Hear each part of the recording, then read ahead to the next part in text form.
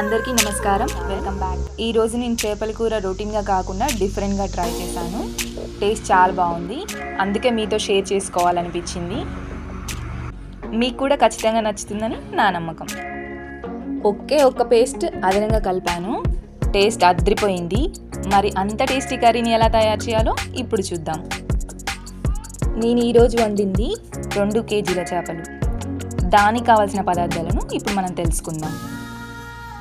Cut చేసిన చేప ముక్కలు 2 కేజీలు, జీలకర్ర 1.5 టీ స్పూన్, మెంతులు 1/2 టీ స్పూన్, ఉల్లిగడ్డలు 3 పెద్దవి సుమారుగా 300 గ్రాములు, కొబ్బరి 50 గ్రాములు, ధనియాల పొడి 2 tablespoons, garam masala 1 teaspoon. Garam masala ఎక్కువ వాడితే రుచి తగ్గిపోతుంది కాబట్టి తక్కువ వాడండి. ఇంట్లో చేసిన గరం మసాలా అయితే టేస్ట్ బాగుంటుంది.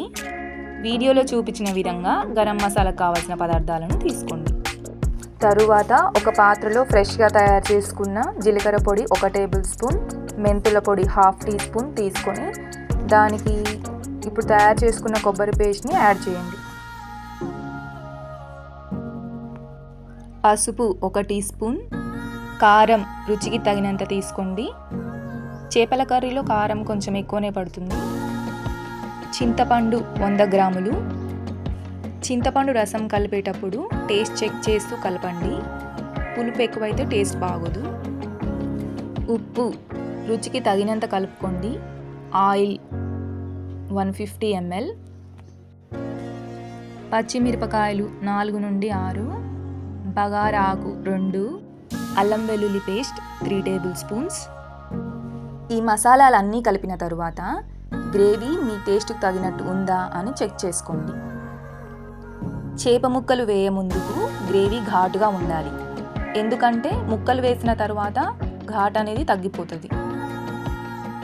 పాత్ర స్టవ్ మీద పెట్టుకున్నాక గ్రేవీని సుమారుగా 8 నుండి 10 నిమిషాల వరకు మరిగించండి. గ్రేవీని మీ కన్సిస్టెన్సీకి తగిన విధంగా వచ్చేంత వరకు మరిగించండి. ఒకవేళ చిక్కగా అనిపిస్తే కొద్దిగా వాటర్ కలపండి. గ్రేవీ మరిగిన తరువాత చేప ముక్కలను కలుపుకొని 10 నుండి 15 నిమిషాల వరకు మరిగించండి. ఆ తరువాత కొత్తిమీరతో గార్నిష్ చేసుకోండి.